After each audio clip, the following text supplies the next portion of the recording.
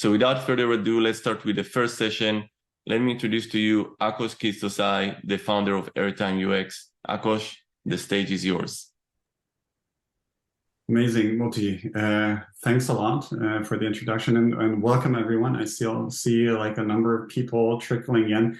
We got to get started because all the panelists, they come on time, so we need to get there.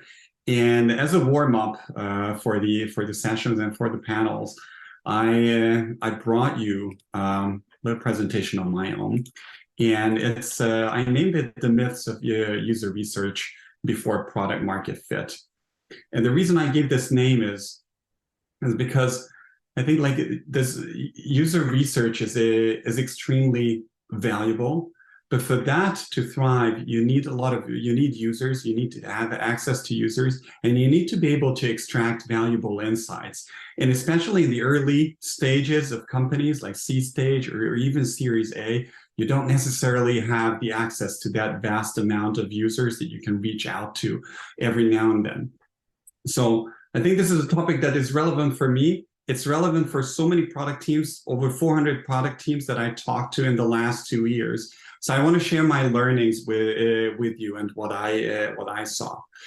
Now, let's kick off with who I am. I'm a product builder. I'm Akos. My background is Hungarian. I grew up in Hungary. Last 12 years, I've been living all abroad, all around the world. And I like to describe myself as a product leader and a product builder. I built in Germany in the last 8 years 5 different products. To give you an example, I built an investment platform where German retail investors could invest in beer-themed structured deposits. So these are deposits that yield a high interest rate if the share price of certain brewery companies develop in a positive way, which resonated pretty well with the German audience, which loves beer. Now, second thing you should know about me, I'm a learner. I love to learn new things. Just to give you 2 examples, I started to learn surfing 4 years ago. And now I also have a bet with my daughter that she started learning dancing and I started learning the guitar. And next summer, we want to perform together. I'm doing really bad. So on the side and after the summit, if there are any guitar talents here in the audience, please get in touch and help me out. The last point about myself is my father is a philosopher. I love arguing in a good sense. And this also means if you have any good points, if you have any questions, please ask it. There's a Q&A section, there's a chat section. If I don't have to cover them now in the presentation, then I promise to get back to you later. Now, let's start with why is it important to talk to customers in the early stage? I'm going to focus now on the early stage of the early stage companies. And I know this may sound a bit repetitive, but there's a lot of value in thinking through why do we actually have this wisdom from the great minds of product and user research that we should talk to users all the time. Now, the first point, and this is something that I also do. So everything that I do, I bring you here. This is how I live my life and how I talk to potential users or just people in product team. So you want to solve that, you want to validate that the problem that you're solving is an important one. And I brought you an example with my lock for my bicycle. Now, I hate it. Like the key doesn't fit, it's rusty, it's difficult to open it. And I have this problem every day, every single day. You have the frequency. I have it in the morning, I have it in the evening. And it would cost me 20 euros to buy a new one. In the last 3 years, I haven't bought it. Like, it is a problem, but I just wanted to give you this as an example. A problem may be frequent, it may be annoying, but it doesn't necessarily mean I'm going to act on this. So whenever we think about our companies, what we want to make sure is that we don't end up solving a problem that is the lock for a bike, metaphorically. Now, the second point, and this one I really love, is about understanding available solutions. Like as a founder, I'm obsessed with airtime. I love it, and I love to think about it. And it's easy to slip into this myopic view of the world that I have all these features and I solve all these problems for my customer, and not look at what else is on the shelf. What other solutions can my customers take? And for me, one of the good examples here, a situation that you want to avoid, is being a detergent, a washing powder. Now, the washing powder, it ticks the first problem. Nobody wants to walk around in smelly clothes, right? So we need washing powder. But then again, you go into a shop, you go into 7-Eleven or Tesco or whatever store you have in your country, all these detergents are next to each other, and there's no difference between them. And it's not just there's no difference, it's really easy to pick another one and not mine. So this is something that I always try to validate, and this is why I find it important to talk to customers to understand what solutions are they using today for the problem I want to solve. All right, let's move on.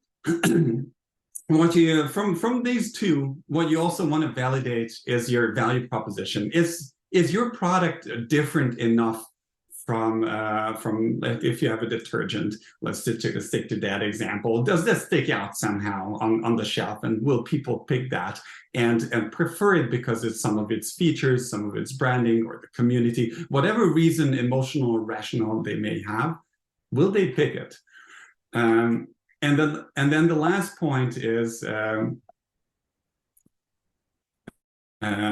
just get better at talking to customers. I think it's one of the key skills that founders should have, PMs need to have, and it's a muscle. It's I had this phase last summer when I didn't talk to customers for about 6 weeks, and I realized it when I resumed. Like, my follow-up questions weren't as sharp. I wasn't as focused. I couldn't listen to the person and at the same time think of where to lead the conversation from there, or what questions to ask. So to be expert and to be good at it, and be a good like asker and listener, you got to practice, and you got to do it. It's not enough to do it in like sprints. Now I do it to do a project, and I do it for 2 weeks. All right, so we get this basics sorted out. Now let's get to the heart of the matter. The way I see it, there's a lot of like very valuable wisdom out there from Marty Cagan, from Y Combinator, and you can go to like any thought leader out there. They will tell you have to talk to customers. There's different benchmarks that they give. I happened to meet Marty a few weeks ago. I mean, maybe it was a month ago already. And in that workshop, he said, like, a PM should talk a minimum of 3 hours every week with customers. YC will tell you there's nothing else you should do but focus on talking to clients and building your product. And I agree with both, like, absolutely. But the question is, where do you get these people from? And if you do get people on the phone or on Zoom, how do you make sure you have good quality insights from there? Like, I've encountered this a lot of times. It's not trivial. What's the best product experiment to verify a certain problem or solution? Or how do you define the profile of the person you want to recruit and you want to talk to? How do you formulate questions in a non-biased and non-leading way? I think there's, like, once you get into it, there are so many of these small questions that require practice, requires user research skills and knowledge, and we don't necessarily have it. And on top of that, if you don't have like a tool with thousands of users, it's typically, especially in the B2B space, difficult to get a hold of users or potential users on an ongoing basis, and do this in an efficient way that it doesn't cost you hours and hours of work every week. So during the remainder of my presentation, there's going to be 2 more slides. I'd like to focus on of what I heard from product teams, from the 400 product teams that I talked to in the last 2 years. What are the best practices that I saw from them, finding people and getting good quality insights, and share some of my like trial and errors and my learnings in this field. So, what can you do to talk to more people and get more product feedback? This is something. Create a mentor circle.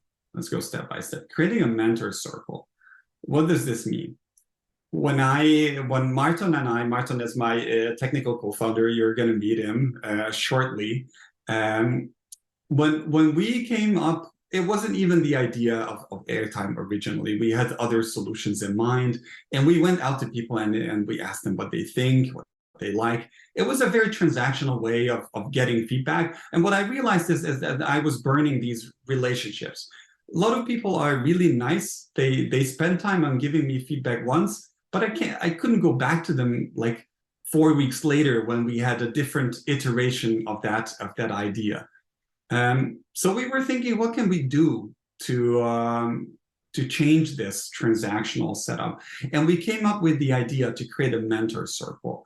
And the idea behind the mentor circle is that I didn't go out to product leaders and user research leaders to give me feedback for a particular on a wireframe or an idea, but I told them, like, I'm focusing on this problem field X, and I'm bringing together the crème de la crème of the industry. I'm gonna get people, top user researchers from the US, from Europe, from Israel, from Australia, you name it, and what I'm going to do is I'm going to throw in a few topics, a few ideas that I have, get your feedback around it, and at the same time facilitate the discussion among peers.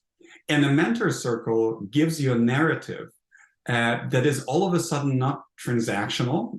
It can be repeated because it's not just you getting something from the mentors, but you giving them something in return. And what you give is a community. Now we go to the second point and call it the snowball. I think that's also the official term. Snowball means that you ask people who you talk to introduce you to others who are similar to them and who be willing to give you feedback. This is a very typical recruitment method when it comes to niche recruitment profiles, like doctors, high net worth individuals, people who are typically difficult to get hold of. This works really well. I can also give you an anecdote here. A few months ago, I ran a podcast with my fellow Techstars founder, who has a startup focused on evaluating sites for solar panel developers. Okay, so he can tell you if a certain site is likely to succeed or not. And he had about 10 contacts, 10 people he could reach out to. He asked these people to introduce him to others. In total, in about 2 months, he talked to 60 people, only using this method. And I myself, I had a lot of inhibition initially to ask people. I thought, like, what's the incentive? Why would people introduce me to someone else? Maybe they're competitors. Why would they do that? But it does work. If you're working on solving an interesting problem that matters to them, it doesn't cost them anything to introduce you to another person that will allow you to get more product feedback and build that solution that is potentially interesting for them. So let's get to the third point: automating reach outs through LinkedIn. This is something that I've discovered recently. It works really well for me. Only with this point, I get 5 to 10 discovery calls every week. And the time investment I have with that is less than 30 minutes. And I'm not gonna, it's not a Ponzi scheme like pitch here, and it's not aloe vera that you can use for everything. But it was for me a very insightful journey to go through that. So I tell you what I do. I created a database of relevant people that do I believe are my target audience and who, with a high likelihood, face the problem that I do. I use a tool to automate LinkedIn reach outs. So I updated this database of 2,000 people. And every day, this tool adds 20 people. And when I add people, I tell them, hey, I'm XYZ, and I'd love to share experiences about how you gather and analyze product feedback for product development. I'm not selling my product. I'm not, this is not the purpose. These are anyhow discovery calls. And because I do this and I position it as I'm not like getting feedback from my product, but sharing experiences. And I do that like in every single call I go to. And when people tell me about their pain points, their processes, the tools that they use, I have all these 400 discussions I had in the past, and I can always get a couple of good examples and good practices that I can share back with them. It has nothing to do with airtime. It typically they can implement it with their existing processes, and it gives a very good foundation to start discussing the topic and create a personal connection. So then we go to the fourth point, which is give first. This is, by the way, I have to say, in case there are any Techstars people here, it's plagiarism. Give first is Techstars' claim. This is what their hashtag is. And the philosophy behind that here in our case is that people are social beings, and if we get a favor from someone without expecting anything in return, the very natural human reaction is to return that favor. And counterintuitive as it sounds, I do a lot of favors and I don't even expect to get immediately something in return. But it mostly goes around. Like people show up a couple of months later and maybe they introduce me to someone who could be interested in airtime and give me feedback. Or maybe they come around the corner and say, hey, Akos, it's the right time. I want to test it and I want to talk about it. So that's tell me, Moti. I'm going over. And Akos, that's actually pretty powerful insight. Sorry for kind of jumping in, because we have a really good question from the audience about one of the points you brought up.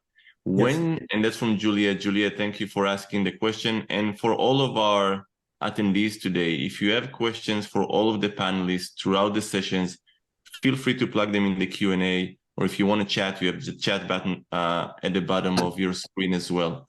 So Juliet is asking, when you say asking for an introduction, does it mean asking them for a name and email to contact, or for them to actually go out of their way and introduce you to someone? How do you go about it to make sure you get that introduction?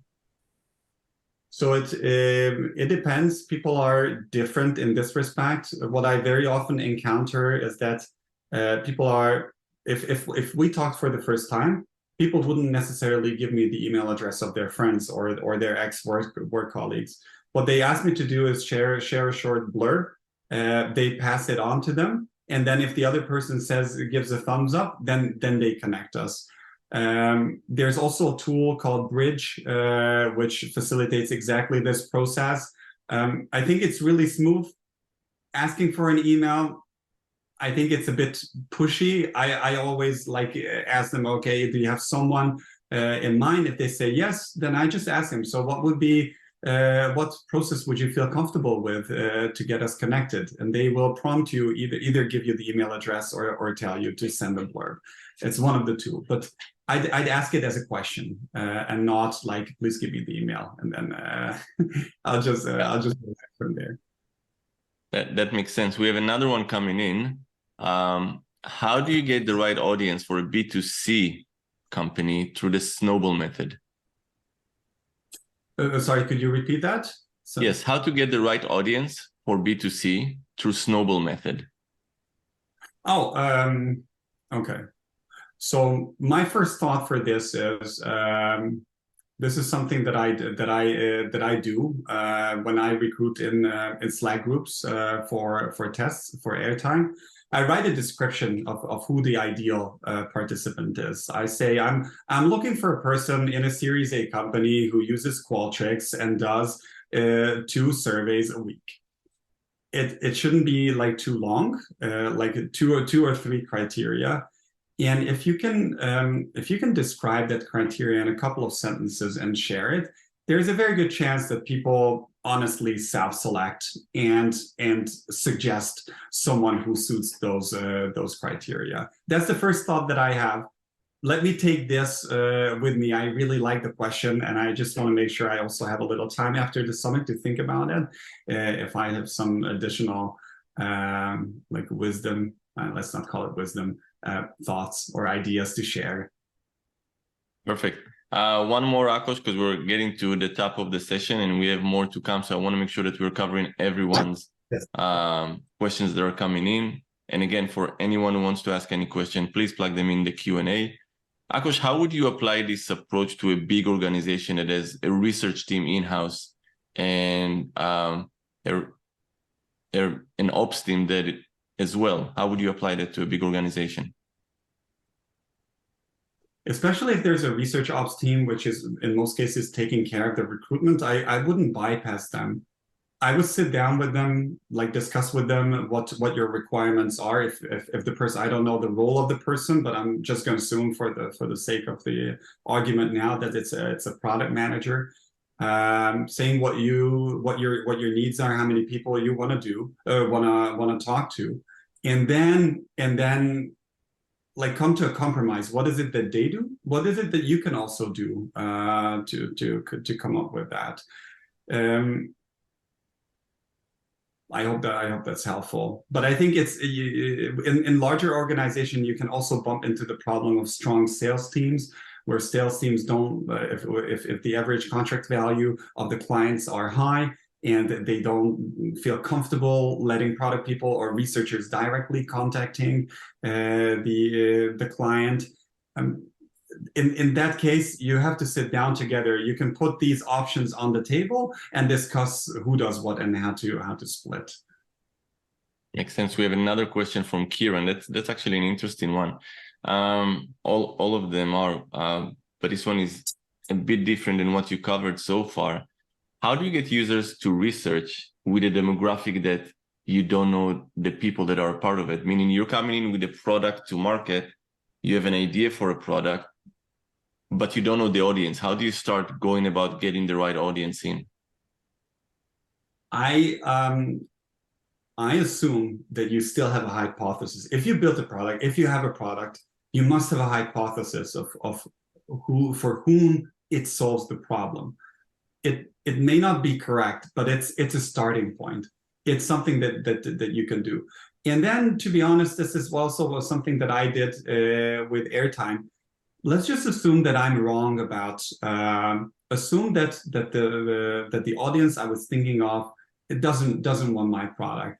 And then I just started thinking, okay, who else could use my product? Like, what other segmentation criteria can I think of? And just have a few exploratory discussions with those customer segments to get an idea of how relevant the problem is. And it also gives you a comparison. Like the more segments you talk, if you talk to people who really want your product and a segment who don't, you have this advantage that you can compare the fire in the eye, and you will recognize when someone really needs it. Got it. That makes perfect sense. I think we can go on with the remainder of your slides, Akos. We have a couple of minutes left until the next session, so let's carry on. I gotta make it quick. Thanks so much for the questions.